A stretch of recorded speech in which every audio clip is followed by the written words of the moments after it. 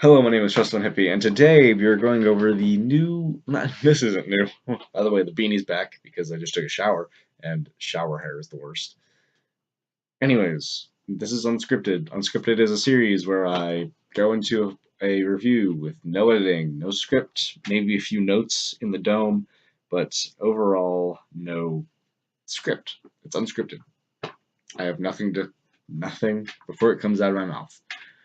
Because, let me explain. With my quick review of Green Room, I decided I'm going to start editing all my reviews that aren't unscripted. Uh, of course, unscripted will follow films, video games, music, anything. Uh, yeah. By the way, my next big edited review will most likely be either Demon Days by Gorillaz, because I listened to that recently, and I have some thoughts on it, and the new Ghostbusters, because I found a group of friends to go see Ghostbusters with me, because if I'm going to see that, I'm not going to suffer alone.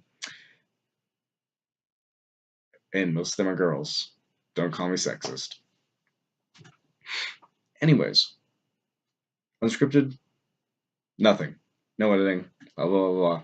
I'm going on way too long. Gremlins 2, the sequel to the 1984 horror black comedy classic Gremlins, directed by Joe Dante and produced by Steven Spielberg. It was about Billy Peltzer's town of Kingston Falls that gets attacked by gremlins.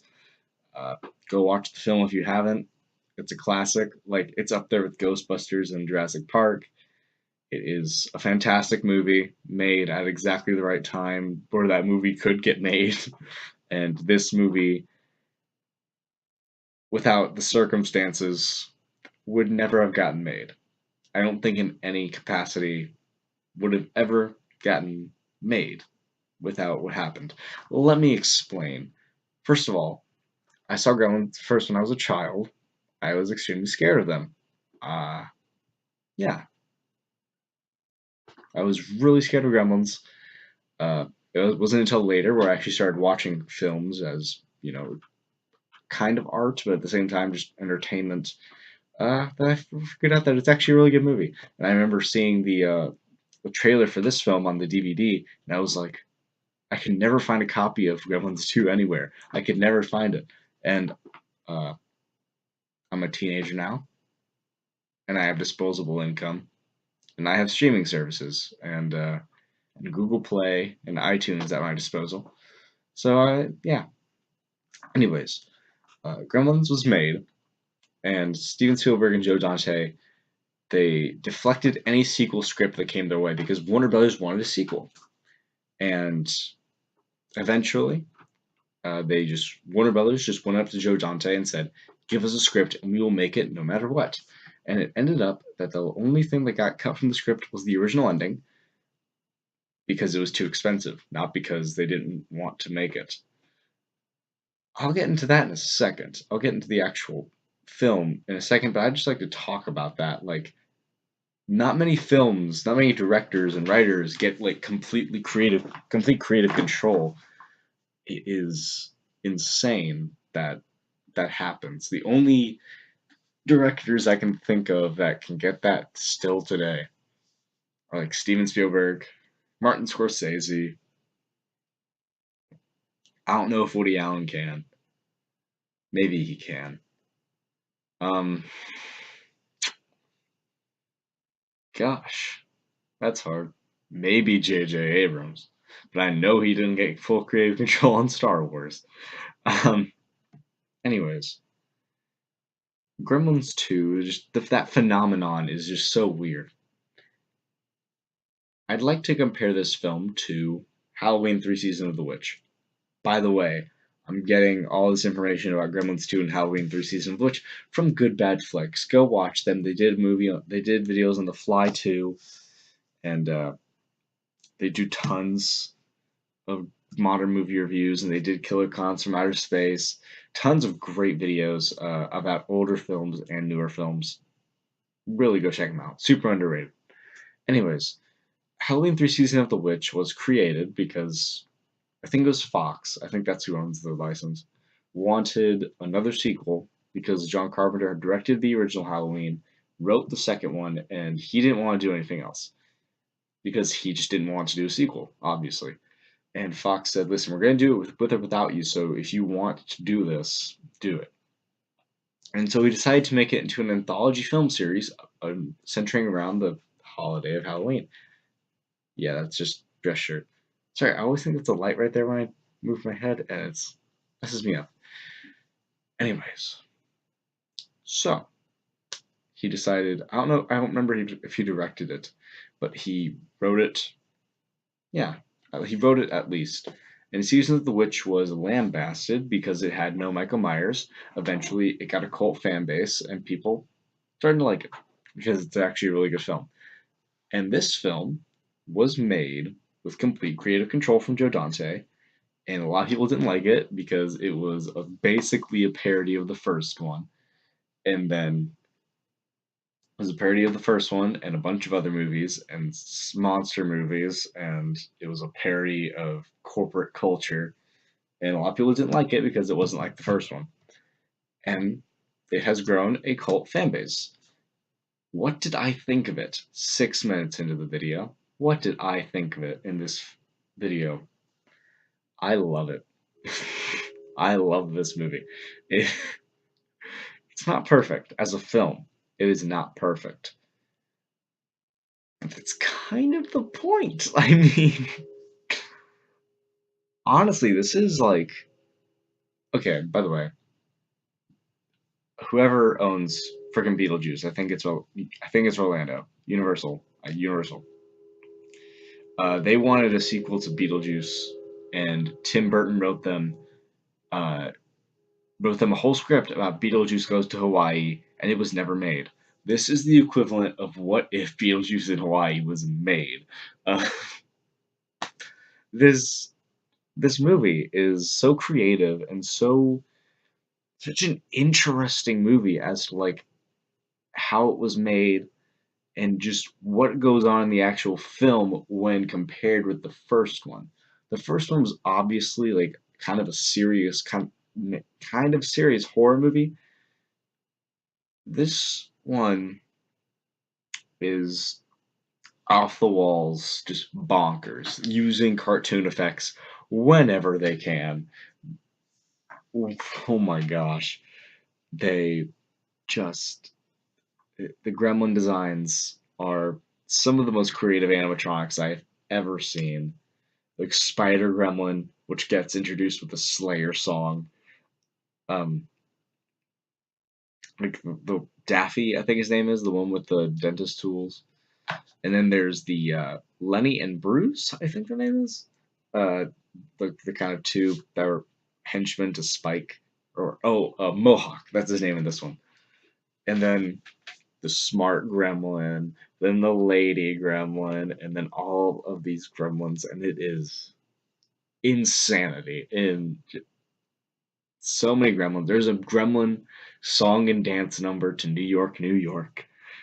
There's a gremlin conga line.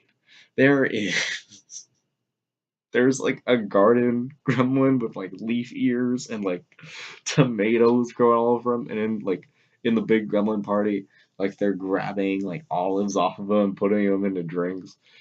There is what else is there? There's a bat one, and when he flies out a window, the smart gremlin like injected sunblock into him, and he flies out a window and leaves the Batman symbol because Warner Brothers. One of the gremlins gets a tattoo, and it's the Warner Brothers symbol. The Hulk Hogan cameo. I think on DVD it's a John Wayne cameo. I think it is. Well, they had a John Wayne impersonator come in. This movie is just the fact it got made. Like, I don't think a film like this could have ever been made unless the first one was also satire, which it wasn't. It was kind of a satire on horror movies, but at the same time, it took itself seriously as a film. This one is straight up. If you go into this film expecting a serious movie, you'll be seriously disappointed. But also the impressive thing about this movie is, as much as it does not take itself seriously, it exceeds as like a horror comedy. It's actually scary in some parts. It's like there's tension in some parts, but at the same time, it's all just gremlins turned up to 11, like the Spinal Tap amp. It's gosh, there's many words to describe this film. So many that I can't. Many of the its ideas of corporate culture would show up later in the 90s, and they would go on. Just the way that offices look, about how they're so white and bland and gray, that is seen in offices today and shows like The Office. Um, Many of the channels that we're seeing are now channels. The horror channel, the movie channel, the cooking channel. The only one that I saw that isn't a channel yet is the archery channel. It will be. That being said, we probably jinxed ourselves by making so many jokes about the archery channel that it will probably happen. Gosh, this movie is so underrated. It has its 26th anniversary this year. Last year was its 25th. It's so sad that this movie doesn't get as much credit as the first, because in many ways, these two films are creative on two totally different levels. The first movie was creative because it was in a small space and it took these little monsters and made them so much more menacing than they had any right to be. While this movie takes the little monsters, puts them in New York, which is in and of itself a cliche, and then it takes them, puts them in New York. Gremlins take New York, and then it makes them just mutants because why not? Oh my god, can't get over. By the way, the electric gremlin. Forgot to mention him. This movie. So overall, should you see this film? My answer is, if you're looking for something that a horror comedy that is also a satire that is bonkers, see this film. I think everyone should see this film at least once, just to see it, because many people have seen the first Gremlins and don't. I've talked to a lot of people and they don't know there's a sequel. This is a national treasury. This is a national treasure. National treasury. This is a national treasure of a film. This should be in the film registry.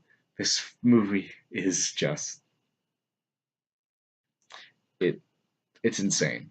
You really should see this movie for yourself to actually see these designs and see these effects. I mean, the only CG I can think of that was used is the electric gremlin. There isn't much CG at all. Almost all the gremlins, if not all the gremlins, are puppets or animatronics, and they're beautiful. These are beautiful effects, and it's great. It really is fantastic. I have been repeating myself, and I know I have a tendency to do that. So I'm going to wrap up the video here. Thank you for putting up with 14 minutes of me just spilling about this movie. And yeah, have a great day.